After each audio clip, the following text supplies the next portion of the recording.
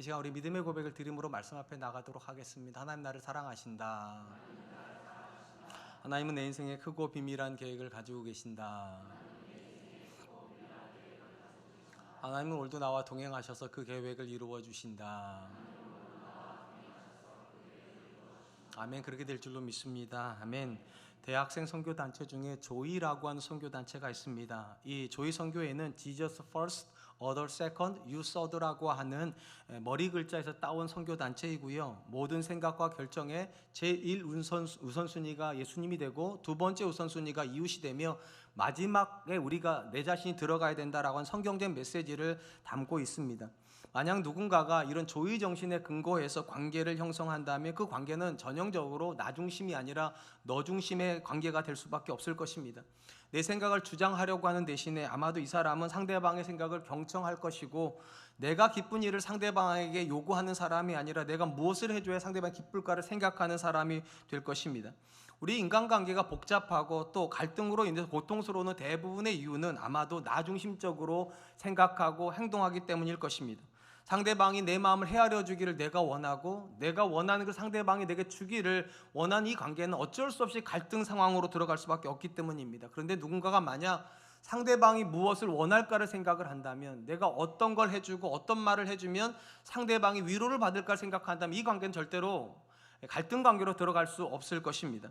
오늘 우리가 살펴보게 될 잠언의 말씀은 나 중심적인 관계에서 어떻게 하면 너 중심적, 상대방이 기쁨이 되는 관계로 전환할 수 있는가에 대한 지혜를 우리에게 주는 말씀이라고 생각이 됩니다.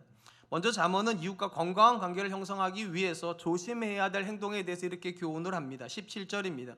너는 이웃집에 자주 다니지 말라. 그가 너를 싫어하며 미워할까 두려우니라.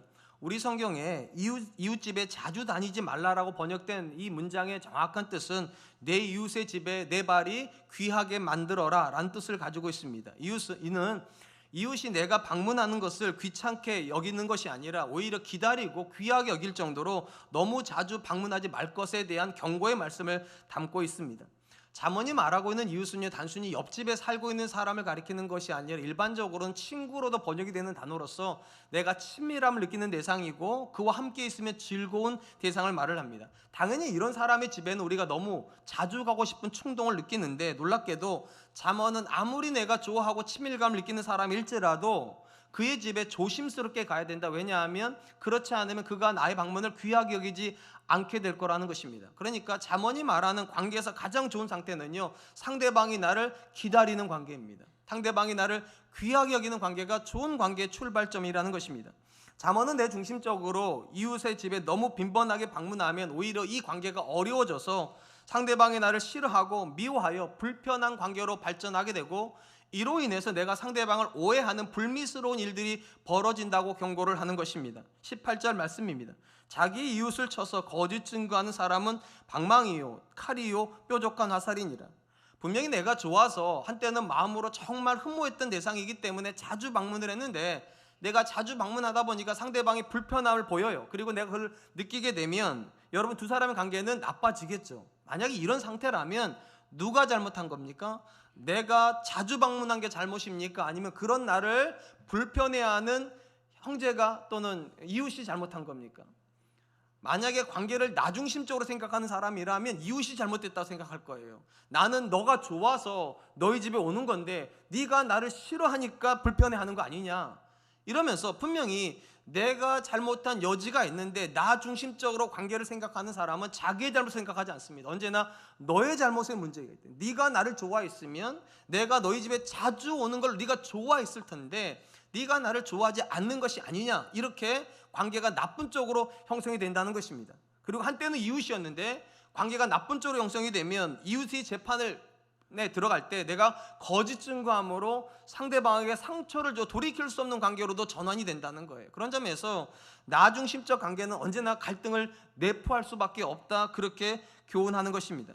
우리가 본문에서 배우는 첫 번째 교훈은 건강한 관계는 나 중심이 아니라 너 중심으로부터 시작이 되어야 된다는 것입니다. 19절입니다. 환난 날에 진실하지 못한 자를 의뢰하는 것은 부러진 이와 위골된 발 같으니라. 내가 누군가 집에 자주 방문한다는 것은 내가 그 사람하고 더 좋은 관계로, 더 깊은 관계로 들어가고 싶다라는 나의 의지를 반영하는 것일 겁니다. 근데 만약에 내가 상대방과 더 좋은 관계를 맺고 싶다면 잠언이 하는 얘기 이런 거예요. 잦은 방문을 하는 시대에 방문하지 말라는, 무슨 말인가 하면 형통한 시절이 되면 나뿐만 아니라 모든 사람들이 그 집에 가고 싶어 해요. 그렇지 않겠습니까? 근데 내가 모든 사람이 가고 싶어하는 시절에 그 집에 가게 되면 나는 그 사람에게 귀한 사람이 될 수 없다는 거. 오히려 모든 사람 중에 내가 한 사람이 되고 때로는 불편을 끼치는 사람이 될 수밖에 없다는 거예요. 근데 상대적으로 상대방이 어려운 날을 겪을 때, 환난 날이 되면 사람들의 방문이 뚝 끊깁니다. 그때야말로 내가 그 집을 자주 가라는 거예요. 그러면 그 사람은 내 방문을 기다렸을 거예요. 왜냐하면 위로받고 싶으니까. 내 편이 되는 사람이 내게 와가지고 내 말을 들어주기를 원할 거니까. 아무도 안 가는 환난 날에 가야 관계가 더 깊어진다라고 그렇게 교훈을 하는 것입니다. 그런 점에서 진정한 관계는 모든 사람들이 잘 찾아가는 그런 평온한 시절에 형성되는 것이 아니라 아무 사람도 찾아오지 않는 환난의 날에 그때 형성이 됩니다. 잠언이 이렇게 말을 해요. 환난의 날에 의지할 대상이 되지 못하는 것은 어떤 것 같다고 말합니까? 부러진 이빨과 같고 부러진 다리와 같다. 이빨은 있긴 한데 부러졌으면 음식을 씹을 수 있습니까? 없어요. 다리가 있긴 한데 부러져 있으면 걸을 수 있습니까? 못 걸어요. 그러니까 친구가 아무리 많은 것 같아도 진정한 친구는 의지할 수 있는 대상이 진정한 친구가 되고 그 사람하고만 관계가 깊어진다는 거예요. 그런 점에서 우리가 누구를 정말로 깊은 관계 속에서 만나고 싶다면 모든 사람이 자주 방문하는 형통의 시절에 찾아가려고 하지 말고 모든 사람이 안 찾아가려고 하는, 그래서 그 사람이 나를 기다리는 그런 시점에 찾아가라. 그것이 진정한 친구가 되는 방법이라고 그렇게 교훈을 하는 것입니다. 우리가 잠언의 말씀을 곰곰이 묵상하다 보면 잠언이 말하는 좋은 관계는요, 나로부터 출발하지 않습니다. 무슨 말인가 하면 내가 상대방을 귀하게 여기고 내가 상대방을 좋아해야 관계가 좋아지는 게 아니라는 거예요. 그럼 관계는 어떻게 좋아지는가? 상대방이 나를 귀하게 여겨야 됩니다. 상대방이 나를 좋아해야 돼요. 곰곰이 생각해 보면 우리가 관계 속에서 어려움을 겪는 대부분의 관계는요, 내가 너를 안 좋아하기 때문에 어려워지는 게 아니에요. 나는 너를 좋아하는데 문제는 그 사람이 나를 안 좋아한다는 거예요. 나는 그 사람을 귀하게 여기는데 그 사람은 나를 귀하게 여기지 않을 때 이 관계가 우리에게 고통이 돼요. 많은 경우에 남편은 아내를 좋아해요. 가까이 하고 싶은데 아내는 남편이 불편해요. 이럴 때 남편이 화가 나는 거죠. 내가 좋아하는데 도대체 뭐가 문제냐? 부모와 자녀 관계도 마찬가지예요. 부모가 자녀를 안 좋아하면 여러분 갈등이 안 돼요. 왜 갈등이 됩니까? 나는 자녀를 좋아하는데 부모 입장에 자녀가 나를 불편하게 여긴다. 분명히 이럴 때마다 우리가 하는 소리가 뭡니까? 내가 얼마나 잘해줬는데, 내가 너를 얼마나 좋아하는데, 내가 너를 얼마나 귀하게 여겼는데 왜 너는 나한테 이래? 이게 관계를 못 맺는 사람의 대부분의 항변입니다. 관계를 건강하게 맺는 사람은요, 내가 너를 얼마나 좋아하느냐 그게 중요하지 않고 그 사람이 나를 정말 좋아하는가, 내가 그 사람에게 정말 귀한 사람인가, 그걸 묻는다는 거예요. 그래서 그 사람에게 내가 귀한 사람이 될 때 건강한 관계는 출발하게 된다. 그런 점에서 잠언이 말하는 건강한 관계에는요, 두 단어가 꼭 필요합니다. 절제와 배려라는 단어예요. 절제가 뭡니까? 내가 아무리 상대방을 좋아하고 귀하게 여겨도 내가 하고 싶은 대로 다 하면 안 된다는 거예요. 아무리 내가 그 사람 좋아해도 함부로 그 집에 매번 가면 안 되고요. 내가 아무리 내 자녀를 귀하게 여겨도 방문 함부로 열면 안 된다는 거예요. 상대방이 나를 원할 때 가야 되니까 절제해야 돼요. 그 다음에 배려예요. 상대방이 정말로 내 아이돔을 필요로 할 때 내가 언제나 그 옆을 지켜주고 있을 때 그 관계가 건강 관계로 가지. 자녀가 사춘기 지날 때 아빠가 사업한다고 한 번도 만나준 적이 없는데 자녀가 청년의 시절이 되면 아빠하고 대화를 시작하겠냐는 거예요. 그 옆을 지켜준 적이 없는데. 그런 점에서 여러분, 건강한 관계는 나 중심이 아닙니다. 언제나 너 중심이어야 돼요. 너가 나를 귀하게 여겨야지만, 너가 나를 필요로 해야지만 우리 관계는 건강해진다고 생각하는 사람은요, 자기중심적으로 말하지도 않고 자기중심적으로 주변 사람을 대하지도 않는다는 것입니다. 누가복음에 보면 한 율법사가 예수님에게 와가지고 무엇을 하여야 영생을 얻을 수 있습니까? 라고 질문하는 이야기가 나옵니다. 그때 예수님께서 율법사에게 율법에는 뭐라고 기록되어 있냐 이렇게 반문을 하셨어요. 그때 율법사 뭐라고 말합니까? 마음을 다하고 뜻을 다하고 힘을 다하여 하나님을 사랑하고 이웃을 내 몸과 같이 사랑하라고 말씀하셨습니다. 그때 예수님 뭐라고 말씀하십니까? 율법에 기록된 대로 행해라 이랬어요. 이 얘기가 끝나야 되는데 율법사가 한 번 더 질문을 합니다. 그러면 예수님, 누가 내 이웃입니까? 내가 정말로 마음으로 내 몸처럼 사랑해야 될 이웃은 누구입니까? 이렇게 질문을 해요. 그때 예수님께서 바로 답을 주시는 게 아니라 우리가 너무 잘 아는 선한 사마리아인의 비유를 주십니다. 한 유대인이 예루살렘에서 제사를 드리고 여리고로 내려가다가 강도를 만났습니다. 강도들이 이 사람에게 물건만 뺏은 것이 아니라 훔친 때려가지고 거의 반 죽을 정도로 놔두고 버려두고 갔습니다. 그 길에 3명의 사람이 지나갔다는 거예요. 첫 번째 사람은 제사장이 지나갔습니다. 근데 못 본 척하고 지나가 버렸습니다. 두 번째 레위인이 지나갑니다. 근데 레위인도 앞에 제사장처럼 또 못 본 척하고 지나갔습니다. 문제는 세 번째 사람입니다. 이 세 번째 사람은 사마리아 사람인데 유대인의 관점에서 사마리아 사람들은 원수지간입니다. 왜냐하면 유대인들은 사마리아 사람을 이방인 취급했기 때문입니다. 상식적으로 생각해 보면 사마리아 사람이 이 유대인을 도와줄 일이 없어요. 근데 놀랍게도 이 사마리아인이 도와줬다는 거예요. 그리고 나서 예수님께서 이렇게 질문을 하십니다. 누가복음 10장 36절, 내 생각에는 이 세 사람 중에 누가 강도 만난 자의 이웃이 되겠느냐? 너무 뻔하죠. 도와준 사마리아인입니다. 율법사의 관점에서 놓고 보면 평온한 시절에 율법사가 이웃이 되고 싶은 사람 누구입니까? 그냥 지나갔던 제사장과 레위인이에요. 그들은 거룩한 사람들이고 사람들이 존경받는 사람이니까 그런 사람이 이웃이 되면 참 좋겠죠.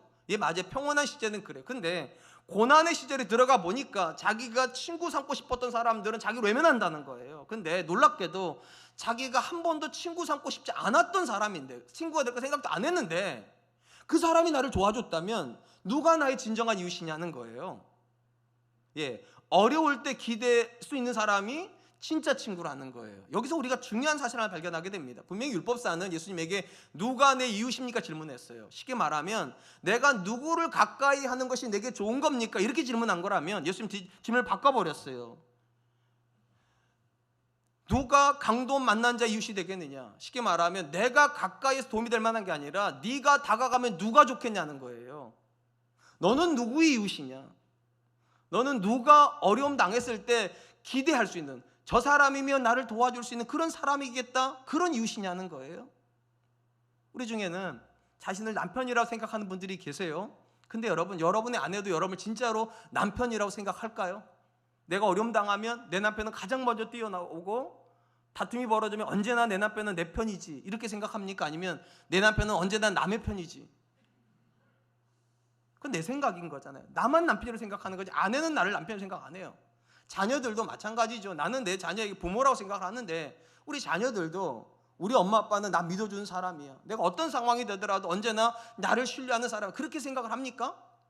혹시 우리 자녀들은 우리 엄마는 절대 그런 사람 아니야, 내 편 안 들어줘, 우리 아빠는 절대로 내 편 안 들어줘, 혹시 그러지는 않습니까? 그래서 예수님께서 말씀하시는 거예요. 우리의 이웃에 대한 생각을 바꿔야 된다고.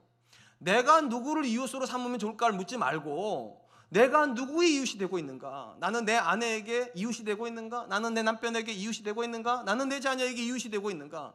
모든 관계는 그 사람이 나를 귀하게 여겨야 이웃이 됩니다. 그 사람에게 내가 필요한 사람이 돼야 관계가 형성이 된다는 거예요. 사랑하는 성도 여러분, 예수를 믿는다는 건 가장 기본이 자기를 부인하는 것입니다. 이 자기 부인의 가장 첫 번째가 무엇입니까? 나를 관계 중심에 두지 않는 거예요. 모든 인간은 이기적이기 때문에 나 중심으로 관계를 형성하려고 합니다. 근데 우리 예수를 믿으면 그 중심에 누가 들어오게 되는가? 하나님과 이웃이 들어간다는 거예요.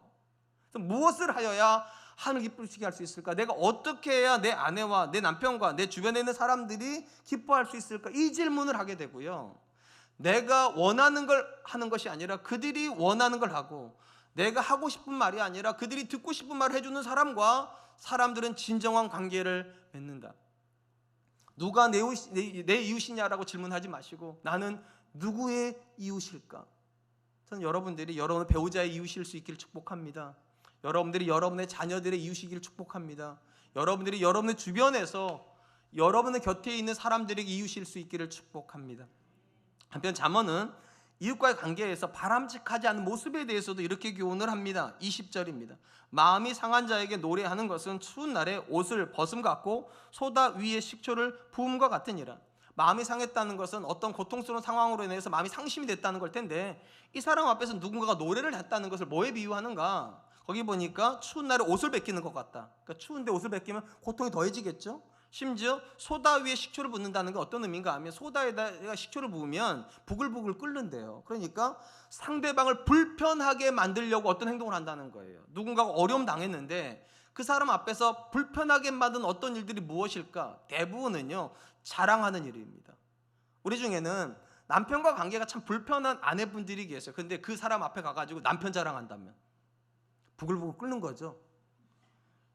자녀가 사춘기가 돼가지고 너무 힘든데 그 앞에 가가지고 우리 아이는 본투비 모범생이야. 태어나기를 너무 모범생해서 한 번도 내 말 거스린 적도 없고, 공부는 또 왜 그렇게 잘해, 노래는 또 왜 그렇게 잘해, 운동은 또 왜 그렇게 잘해, 누구 닮았는지, 이런 얘기하면 그게 본문에서 말하는 노래하는 거예요. 상처받은 사람 앞에서 그 사람의 고통과 정반대로 남편으로 고통당하는 사람 앞에서 남편 자랑하고, 자녀로 고통당하는 사람 앞에서 자녀 자랑하고, 경제적으로 고통당하는 사람 앞에서 돈 자랑하는 사람들이야말로 전형적으로 부글부글 끓게 만드는 사람이라는 거예요. 근데 한번 생각해 보세요. 정상적인 관계라면 상대방이 상처를 받은 상태에서 내 자랑하고 싶을까요? 정상적인 관계라면 절대로 그렇게 되지 않아요. 정상적인 관계라면 함께 울어주죠.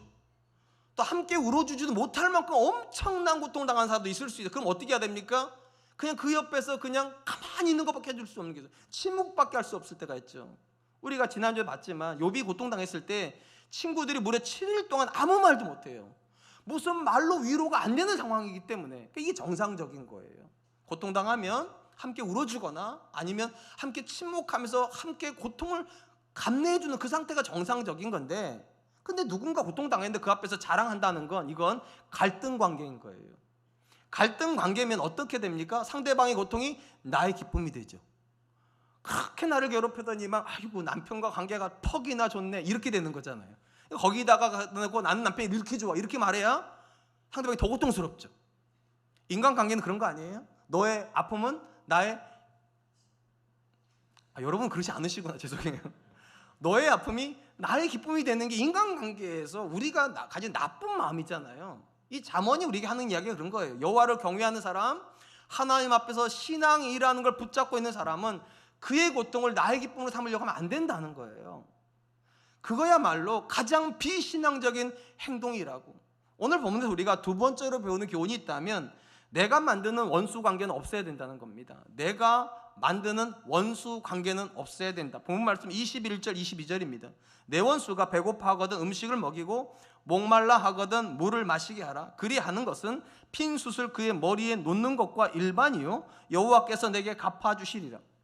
앞에서 원수가 고통당할 때 그 앞에서 하지 말 게 있다고 그랬잖아요. 자랑하지 말라고. 대신에 오늘 본문에서는 원수가 고통당하면 뭐 해주라고요?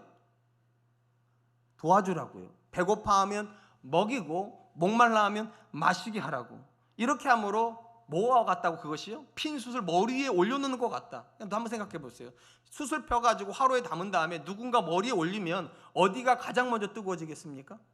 얼굴이겠죠. 머리하고 얼굴 뜨거워지고. 우리 흔히 얼굴이 화끈거린다고 할 때가 있잖아요. 언제 그렇습니까? 부끄러울 때요. 그러니까 만약에 상대방이 나한테 원수지간인데 나한테 못한 사람인데 내가 그 사람한테 잘해주면 이 사람이 자기가 과거에 나한테 잘못된 행동에 대해서 부끄러움을 느끼게 한다. 그래서 관계가 회복이 될 수 있다. 이런 관점에서 본문이 쓰여졌다는 거예요. 근데 여기서 우리가 한 가지만 생각해 보죠. 잠언이 말하는 원수는 어떤 사람일까요? 일반적으로 원수 관계라 그러면 어떤 관계가 원수지간입니까? 쌍방이 적대적일 때요. 나도 너한테 적대적이고 너도 나한테 적대적이고, 나도 너한테 거치게 말하고 너도 나한테 거칠게 말하고, 나도 너한테 잘못하고 너도 나한테 잘못할 때 이게 원수지간이잖아요. 근데 만약에 쌍방이 서로에게 적대적인 상태예요. 호의적이지 않아요. 근데 갑자기 내 원수지간인 사람이 어려워졌다고, 내가 그 사람한테 먹여줬다고 생각해 보세요. 그리고 물도 줬다 생각하고 도와줬다 생각하면 상대방이 갑자기 너무 고맙다, 너무 고맙다, 난 네가 이렇게 착한 사람 몰랐다, 이럴까요? 제가 이 말씀을 곰곰이 묵상해 봤어요. 내가 원수지간이 있는데 나도 그한테 잘못했고 그도 나한테 잘못했는데 매일같이 으르렁거리는데 갑자기 내가 그 사람한테 배고프지 우리 집에 와, 힘들지 우리 집에 와, 이러면 그 사람이 올까? 아닐 것 같아요. 오히려 이럴 것 같아요. 너 나 조롱하냐? 내가 좀 나빠졌다고 너 지금 유세하냐? 이럴 것 같아요. 그러니까 쌍방이 적대적인 상태에서는 내가 상대방이 어렵다고 도와줘도요, 호의가 호의로 전달되지 않습니다. 언제만 가능한가? 이게 나는 상대방을 원수로 생각하지 않아요. 나는 그 사람을 좋은 사람이라 생각하기 때문에 여전히 좋은 마음으로 좋은 말하고 좋게 생각하는데, 상대방이 나한테 오해를 해가지고 상대방만 나한테 원수지간인 사람이 있어요. 그런 관계가 있어요. 저희 집에서 제가 만나고 있는 제 아내가 한때는 그랬어요. 저는 제 아내를 한 번도 나쁜 여자로 생각해 본 적이 없어요. 근데 제 아내만 저를 나쁜 남자로 생각을 하는 거예요. 오해였어, 오해. 지나보니까 좋은 남자들이에요. 죄송해요. 약간 제가 이해를 돕게 한 말이에요. 그러니까 관계가 원수 관계라고 해가지고 쌍방이 원수만 있는 게 아니에요. 나는 상대방에 대한 악의가 하나도 없지만 상대방이 무언가에 의해서 누군가가 개입이 돼가지고 잘못된 말을 해줘가지고 상대방이 나한테 원수지간으로 생각을 했을 때, 그럼에도 불구하고 내가 그 사람한테 계속적으로 좋게 대하고 좋은 거 해주는데 갑자기 어려워졌을 때 항상 하던 대로 힘들구나, 내가 밥 한 끼 살게, 힘들구나, 우리 차 한잔 마시자면 이 사람이 늘 하던 행동이니까 얘는 내가 어려워도 똑같이 하는구나, 그러고 보니까 얘는 진짜 좋은 사람이구나. 원수가 배고파할 때 먹일 수 있는 사람은요, 내가 원수 안 만든 사람이에요. 내가 원수를 만들어 놓은 상태에서는 도와주려고 하면 조롱거리밖에 안 되고 사람을 비참하게 만든다라고 오히려 욕을 듣는 관계가 돼버릴 겁니다. 누가복음에 보면 우리가 누군가에게 하지 말아야 될 행동 중에 하나가 실족이라고 나와요. 그 실족에 대해서 예수님께서 이렇게 교훈을 하세요. 누가복음 17장 1절로 2절, 예수께서 제자들에게 이르시되 실족하게 하는 것이 없을 수는 없으나 그렇게 하는 자에게는 화로다. 그가 이 작은 자 중에 하나를 실족하게 할진대 차라리 연자 맷돌이 그 목에 매어 바다에 던져지는 것이 나으니라. 예수님은 내가 누군가에게 잘못해가지고 상대방이 나한테 적의를 가질 수 있게끔 하지 말라는 거예요. 심지어 어린 아이에게라도 그 마음을 사치게 하지 말라고. 심지어 어린 아이 하나한테 실족하게 할 바엔 차라리 내 목에다가 연자 맷돌을 묶어가지고 바다에 가서 확 죽어버리라고. 굉장히 무서운 거죠. 쉽게 말하면 성도는 나 때문에 누군가가 절대로 상처받지 않게 하려고 노력해야 된다는 거예요. 자, 이쯤 되면 그냥 무겁잖아요. 성도는 실수하면 안 되는구나, 성도는 누군가에 상처 주면 안 되는구나, 그걸 몸서리 치를 만큼 조심해야 되는구나, 여기까지 동의가 돼요. 근데 그 다음 이야기가 우리 마음을 굉장히 힘들게 해요. 자, 내가 누군가에게 상처를 안 주려고 그 정도로 몸부림치면 상대방도 나한테 상처 안 주려고 몸부림쳐야죠. 정상이잖아요, 그게요. 근데 만약에 상대방이 나한테 상처를 주면 어떻게 해야 돼요? 연자 맷돌을 금옥에다 메어가지고 던져야죠. 그게 똑같은 거 아니에요? 나도 가서 죽을 건데 너도 죽어야지. 그래야 정상이잖아요. 근데 예수님께서 나한테는요, 연자 맷돌 메고 죽으라고 그러셔놓고서는요, 그들이 나한테 하는 잘못에 대해서 뭐라고 말씀하시는가, 이게 참 우리를 부담스럽게 만들어요.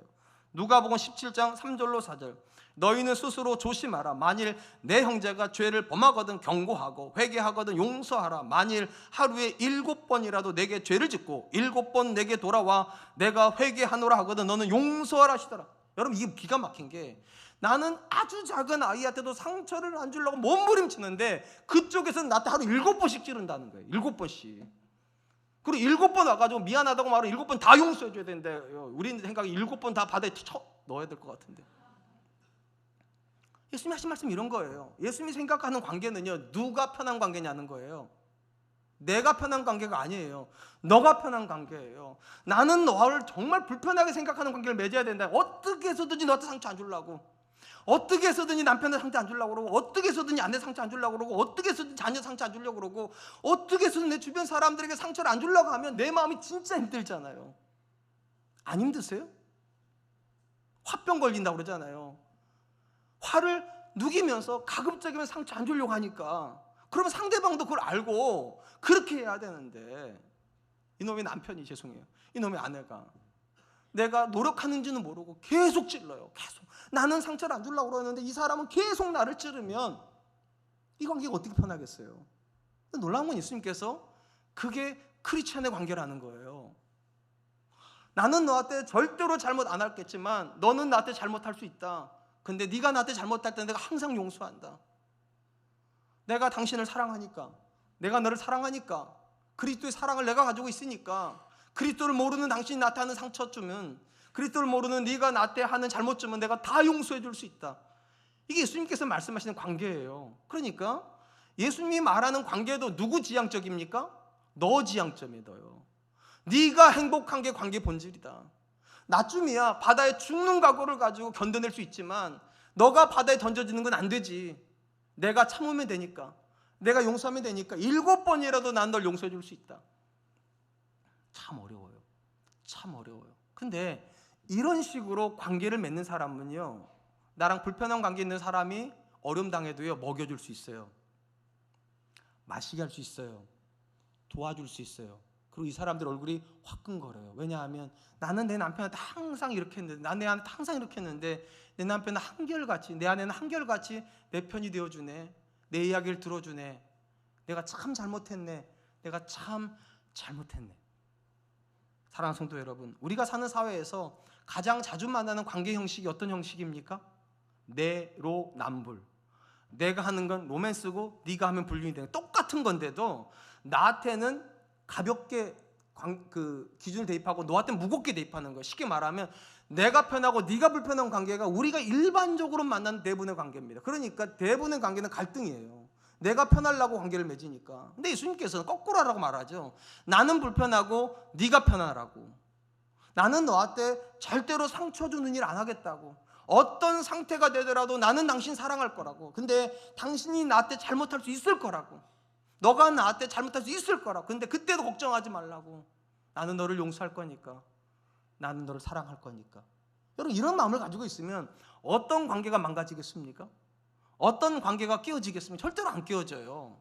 속으로 이러시죠. 목사님, 그게 가능합니까? 솔직히? 예, 인간적으로 불가능하죠. 근데 성경이요, 모든 사람에게 그렇게 하라는 게 아니에요. 제자들에게 그렇게 하라는 거예요. 하나님의 사랑 안에서 풍성한 하나님의 사랑을 경험하고 있는 사람이요, 그래서 마음이 따뜻하고 누구를 향해서든 언제나 너그럽게 대해줄 수 있는 그 사람은 그렇게 할 수 있다는 거예요. 하나님의 사랑의 강권함을 받아서 이미 충만한 사랑을 받고 있으니까 너를 용서할 여유가 있다고. 우리 중에는요, 쓸데도 없는 자존심만 강한 사람들이 있어요. 이 자존심이 강한 사람은 용서가 안 돼요. 근데 자존감이 높은 사람들이 있어요. 당신이 뭐라고 말해도 하나님의 사랑이 내 안에 있다고. 하나님께서 나를 귀하게 여기니까 내가 당신 사랑한다고. 여러분, 그리스도 바깥에 있는 사람들한테 이런 얘기를 하면 다 돌맞아 우리요. 근데 하나님의 사랑 안에서 날마다 그분의 은혜의 공급을 받고 있고, 내가 얼마나 귀한 관계 속에 있는지, 내 자녀가 나한테 상처 주지만 그 자녀가 얼마나 귀한지, 내 배우자하고 나 갈등 빚지만 그 배우자가 얼마나 귀한지 알고 있다면 용서하는 게 생각보다 어렵지는 않게 된다는 거예요. 반드시 기억하세요. 그냥 용서하라는 게 아니에요. 하나님의 사랑을 받고 있다는 게 기본 전제예요. 하나님께서 우리를 귀하게 여기신다는 게 기본 전제예요. 그러니까 자존심 내려놓고 경건한 자존감을 가지고서 그들을 향해 이렇게 말하라는 거예요. 괜찮다. 내가 당신 사랑하려고 노력할 거고, 당신이 나한테 상처를 줘도 내가 당신 용서하려고 노력할 거니까 우리 잘 살아봐. 그렇게 말할 수 있는 그런 관계가 건강한 관계라는 거죠. 전 저와 여러분들이 내가 만드는 원수지간은 없기를 축복드립니다. 마지막으로 잠언은 상대방을 향하여서 내가 원수가 되지 않기 위해서, 그가 나를 원수로 느끼지 않게 하기 위해서 우리가 하지 말아야 될 부분이 있다라고 말을 합니다. 23절입니다. 북풍이 비를 일으킨 것 같이 참수하는 여는 사람의 얼굴에 분을 일으키느니라. 여러분, 이 말씀은요, 이스라엘의 땅을 아는 사람이 조금 이상하게 느낄 거예요. 왜냐하면 이스라엘에서 비를 일으키는 바람은 북쪽에서 불지 않아요.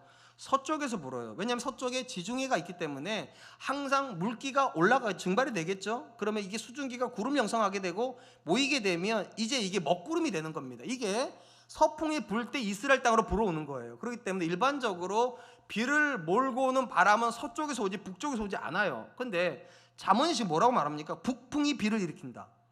그래서 이거 잘못된 거 아니냐 이렇게 말할 수도 있는데, 사실은 히브리 단어 중에 북쪽이란 단어가 차폰이란 단어예요. 이렇게 쓰인 거예요. 근데 이게 방향을 나타낼 때는 북쪽인데요, 밝음과 어둠을 나타낼 때는 어둠을 가리킨 단어입니다. 그러니까 이 보면 이렇게 번역해도 돼요.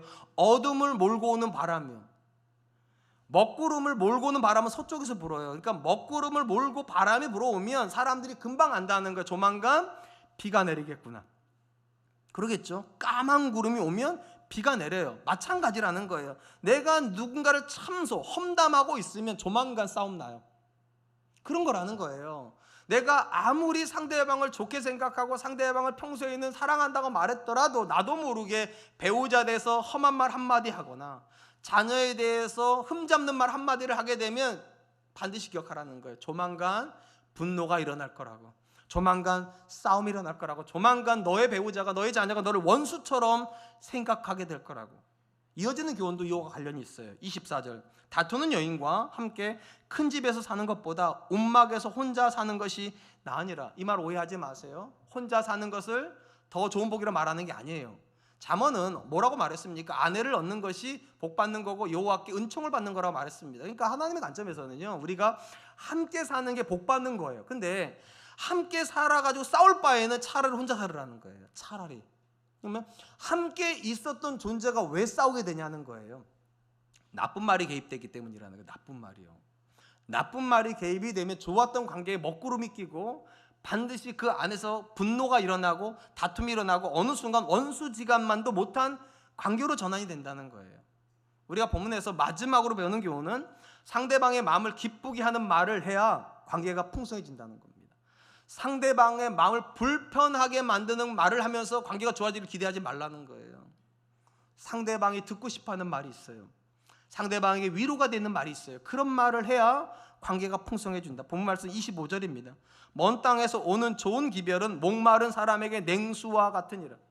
여러분, 잠언이 기록될 때는요, 누군가가 고향을 떠나서 멀리 가게 되면 그 사람과 이 지역 간에 연결할 수 있는 소식은 사람밖에 없습니다. 그래서 우리가 인편이라고 그러잖아요. 사람 편의 소식이 와야지만 내가 알고 싶었던 가족의 사연을 들을 수 있고 부모의 사연을 들을 수 있고 자녀의 사연을 들을 수 있는데, 어느 날 너무 기다리고 있는 자녀에 대한 소식을 누군가가 가지고 왔다면 이거는 뭐가 같다고 말합니까? 냉수와 같다고. 한여름에 갈증을 느끼고 있었는데 그 소식 하나 듣고 내 아이가 괜찮대, 우리 남편이 잘 지내고 있대, 우리 부모님이 건강하대, 이 소식 하나만 들어도 그 오랫동안 가지고 있던 갈증이 녹아내린다.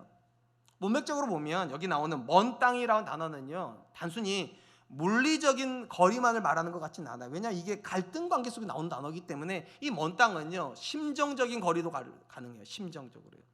분명히 몸은 가까이 있어요. 물리적으로 가까이 있는데 마음이 이렇게 멀어진 부부들이 얼마나 많습니까? 분명히 같은 집에 있는데 아침에 일어나가지고 저녁이 잠들 때까지 자녀 얼굴 한 번도 못 보는 부모가 얼마나 많은 줄 아세요? 말 한마디도 못하는 부모 자녀 관계 얼마나 많은 줄 알았어요? 그럼 이것도 먼 땅이에요. 사실은요, 가까이 있지만 전혀 가깝지 않은 거죠. 좀 더 가까이 말씀드릴까요? 자, 남편하고 아내가 모처럼 카페에 가자고 하셨어요. 여러분, 카페는 커피 마시러 가는 곳이에요? 이야기하러 가는 곳이에요? 좋은 말 할 때 대답하셔야 돼요. 카페는 커피 마시러 가는 거예요? 이야기하러 가는 거예요? 여자분들은 이야기하러 간다고 그럴 거예요. 남편은 커피 마시러 간다고 그러고. 자, 갔어요. 남편이 이제 맛있게 사줬더니 갑자기 자기가 홀짝 마시더지만 다 먹었지 일어나 이러면 이거 가까운 거예요? 먼 거예요? 이거 먼 거예요. 카페 가가지고 차를 시켜놨는데 차 마실 생각을 잊어버리고 계속 조금 해가지고 커피가 다 식을지도 모르고 계속 2-3시간 계속 이야기하고 있어야 가까운 거예요. 근데 대부분 남편들 어떻게 합니까? 다 마셨어? 빨리 마셔. 가야지.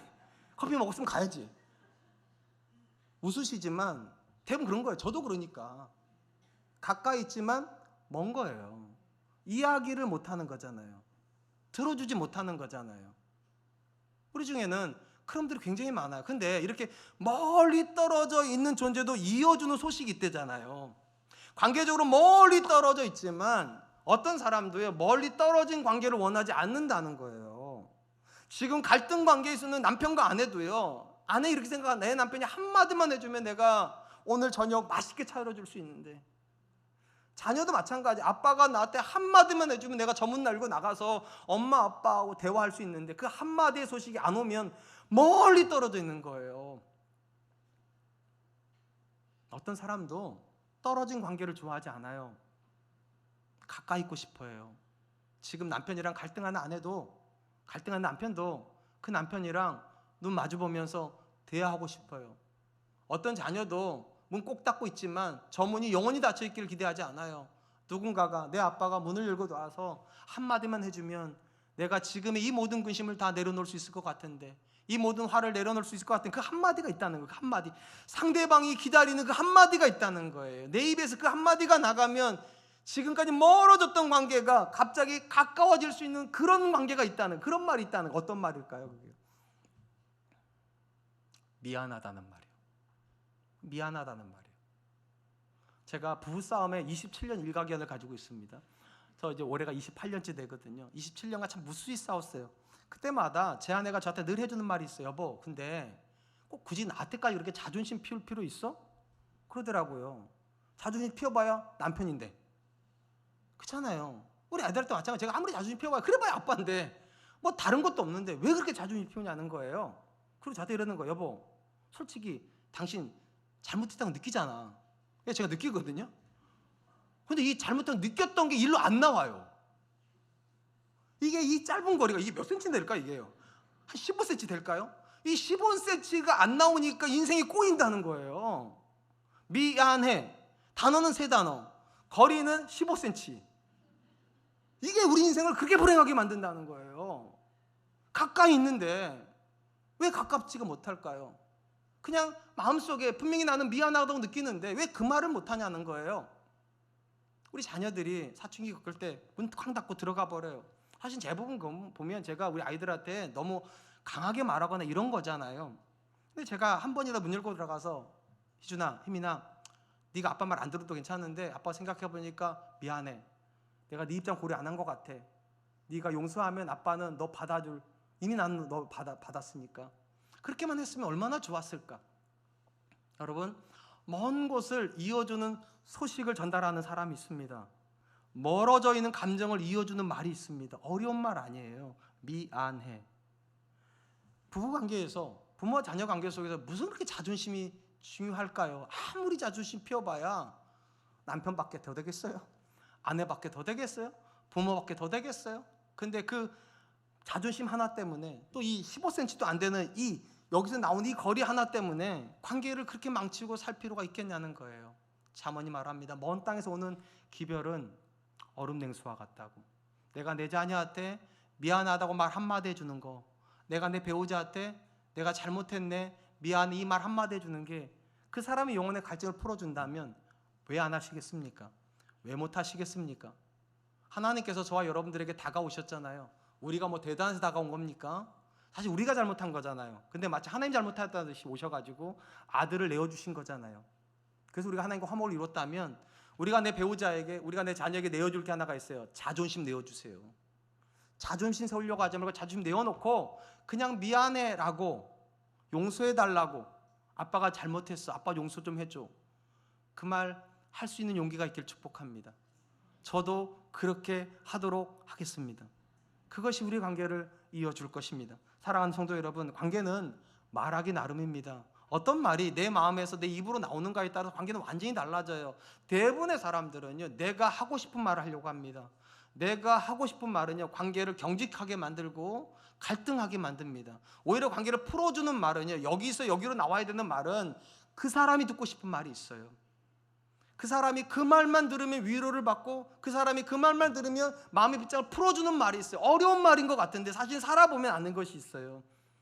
딱 3단어, 3마디예요. 미안해. 내가 당신 마음 다 이해하지 못한 거 미안해. 아빠가 아까 화가 나서 그렇게 말한 거 미안해. 네가 원하는 거 아니라 내가 원하는 거 해준 거 미안해.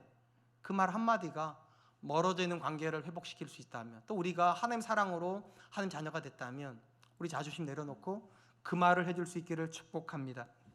이제 말씀을 맺겠습니다. 하나님은 사람을 관계적 존재로 만드셨습니다. 그렇기 때문에 우리한테 명령하시잖아요. 하나님을 사랑하고 내 이웃을 내 몸과 같이 사랑하라. 근데 참 어려운 게 관계적 존재인데 관계 맺는 게 너무 어렵다는 거죠. 이거 관련해서 오늘 3가지 교훈이 나왔습니다. 첫 번째, 관계는 나 중심이면 안 된다. 너 중심이어야 된다. 그러니까 너를 중심으로 관계가 맺어져야, 그러니까 그 사람이 나를 귀하게 여겨야 이 관계가 건강한 관계예요. 두 번째, 뭐라고 말을 했습니까? 갈등이 없을 수는 없겠지만 내가 만드는 갈등은 없어야 된다. 그것이 철저해야 된다. 그래서 내가 조금 불편하더라도 네가 편할 수 있다면 내가 그렇게 할게. 이것이 우리가 지향해야 되는 관계입니다. 마지막 3번째, 우리가 누군가랑 갈등을 빚어가지고 마음이 멀어졌더라도 그 관계를 회복하는 말이 있다는 거예요. 관계를 이어주는 말이 있다고 말을 합니다. 어떤 말입니까? 미안해. 이 말을 저와 여러분들이 복음처럼 여길 수 있기를. 왜냐 하나님이 우리한테 그렇게 하신 거니까 우리도 우리의 자존심을 내어주고 기꺼이 그가 원하는 말, 그가 사랑이라고 느끼는 말을 해줄 수 있는 저와 여러분 되실 수 있기를 주님의 이름으로 축원합니다. 이가 주신 말씀을 기억하면 세 가지로 같이 한번 기도하죠. 첫 번째, 하나님, 내가 너를 얼마나 좋았는데 라고 말하는 것이 아니라 과연 그 사람은 나를 좋은 사람이 생각할까? 나는 그에게 좋은 이웃일까를 먼저 묻는 사람 될 수 있도록 지금 도와주십시오. 두 번째, 갈등 관계가 있더라도 내가 만드는 갈등은 없게 해주시고 또 갈등하는 상대방을 향하여서 언제나 용서할 마음을 가질 수 있는 넉넉한 사람 되게 해주십시오. 마지막 세 번째, 모든 관계가 깨지는 그 순간에도 여전히 돌아갈 수 있는 지점은 있다. 내가 그를 향하여서 미안하다라고 말하고 내가 먼저 다가가는 그런 사람 될 수 있도록 주님 도와주시옵소서. 우리 같이 한 번만 기도하겠습니다. 기도합니다. 사랑의 많은 하나님 감사합니다.